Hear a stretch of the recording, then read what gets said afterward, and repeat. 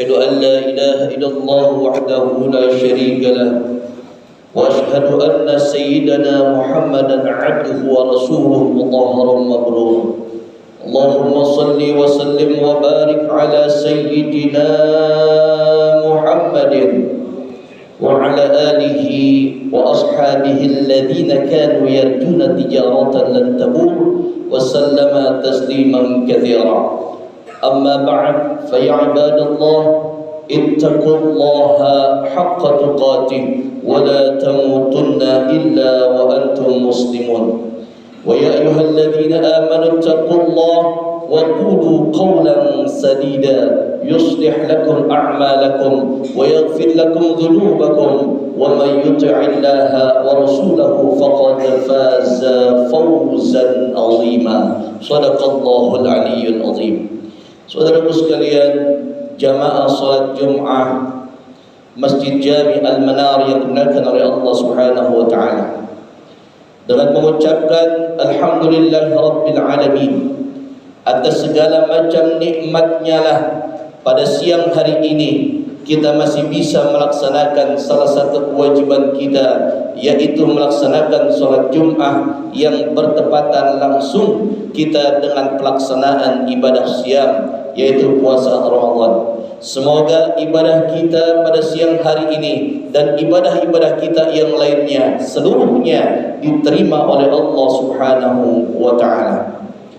Dengan mengucapkan Allahumma salli ala Sayyidina Muhammad wa ala ali Sayyidina Muhammad, seraya kita bersalawat kepada Rasulullah sallallahu alaihi wasallam, kepada keluarganya, sahabatnya, tabi'in, tabi'un tabi'ina ila yaumil qiyamah.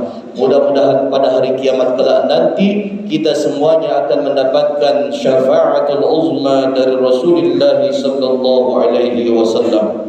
Saudaraku sekalian, jamaah salat Jumat yang dimuliakan oleh Allah Subhanahu wa taala, sebagai khatib, Al-Fakir tak segan dan tak bosan untuk mengajak saudaraku sekalian, marilah kita meningkatkan ketakwaan kita kepada Allah Subhanahu wa taala, sebagaimana takwa yang didefinisikan di dalam Tafsirul Jalalain sebagai kalimat imtithalul awamirillahi wajtinabun nawahi, yaitu adalah takwa yang bisa melaksanakan segala macam perintah-perintah Allah dan takwa yang mampu meninggalkan segala macam apa yang dilarang oleh Allah Subhanahu wa taala. Kita berdoa sampai roh kita berpisah dari jasad kita. Kita berdoa semoga Allah mentakdirkan kita menjadi muslim dan orang yang bertakwa kepada Allah Subhanahu wa taala.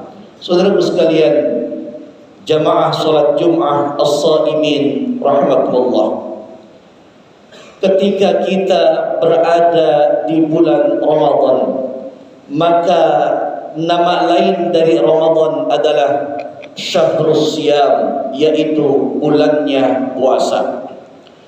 Dan manakala kita bicara tentang puasa, kita melihat di dalam satu kitab yang sangat populer, yaitu kitab Durratun Nasihin yang dikarang oleh Syekh Utsman bin Hasan bin Ahmad Asy-Syakir Al-Khawbiri. Beliau menuliskan satu bab min fadilatis siyam, yaitu adalah keutamaan melaksanakan puasa. Saudaraku sekalian, di dalam kitab tersebut ada keterangan klasifikasi daripada orang-orang yang melaksanakan puasa.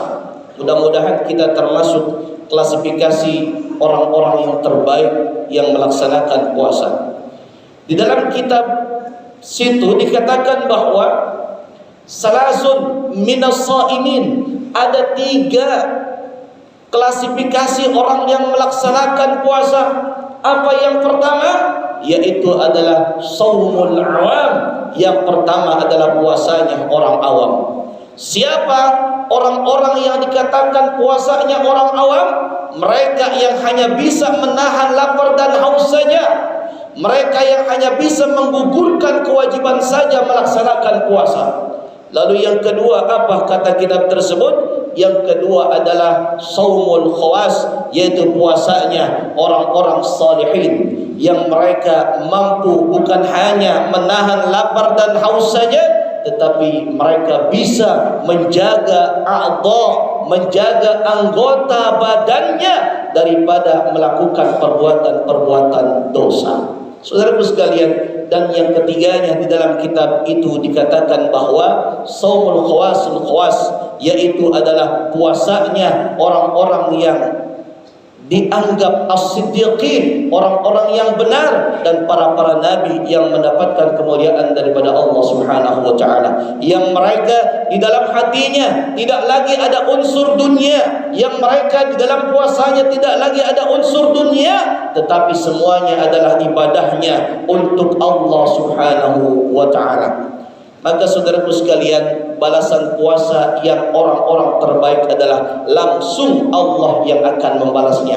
Di dalam sebuah hadis qudsi yang dikatakan di sana, kullu amal ibni adam lahu, setiap amal manusia, setiap amal Bani Adam itu baginya, illa siyama, kecuali adalah puasa. Fa innahu li, sesungguhnya puasa itu untukku, kata Allah Subhanahu wa taala, wa ana ajzi bihi, dan akulah yang langsung membalasnya, alias balasan puasa itu tidak terhingga dari Allah Subhanahu wa taala besaran balasannya. Saudaraku sekalian, jamaah salat Jumat yang dimuliakan oleh Allah Subhanahu wa taala. Saudaraku sekalian, ketika kita mengetahui klasifikasi ini, maka bukannya kita kemudian berdiam diri pada batasan puasa orang awam, tetapi kita harus berfastabiqul khairat. Kita berlomba-lomba di antara hamba-hamba Allah di bulan Ramadan ini.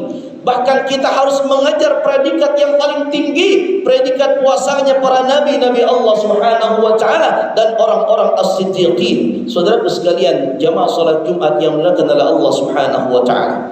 Maka ketika kita melihat sejarah bagaimana Rasulullah sallallahu alaihi wasallam di bulan puasa, mereka dan para sahabat itu mereka melaksanakan perang, mereka melaksanakan jihad.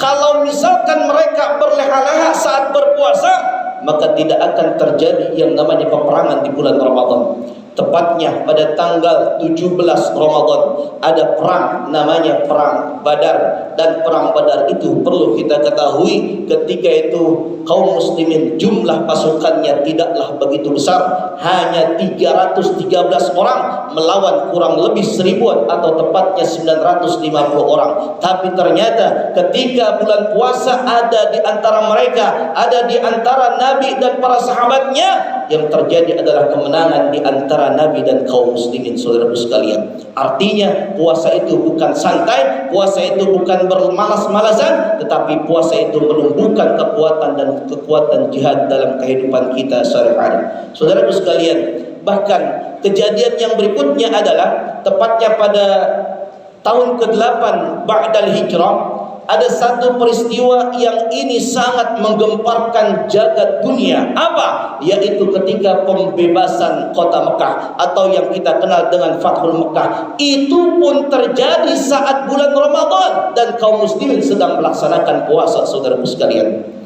wallahu ta'ala alam bisawab. Semoga kita bisa memaksimalkan ibadah puasa kita. Apapun yang kita lakukan, insya Allah kita niatkan untuk Allah, dan insya Allah menjadi ibadah di bulan Ramadan ini. Amin amin ya rabbal alamin. Barakallahu li wa lakum fil Qur'anil azim, wa nafa'ani wa iyyakum bima fihi minal ayati wa dzikril hakim. Aqulu qawli hadza wa astaghfirullahal azim li wa lakum wa lisa'iril muslimin wal muslimat fastaghfiruhu innahu huwal ghafurur rahim.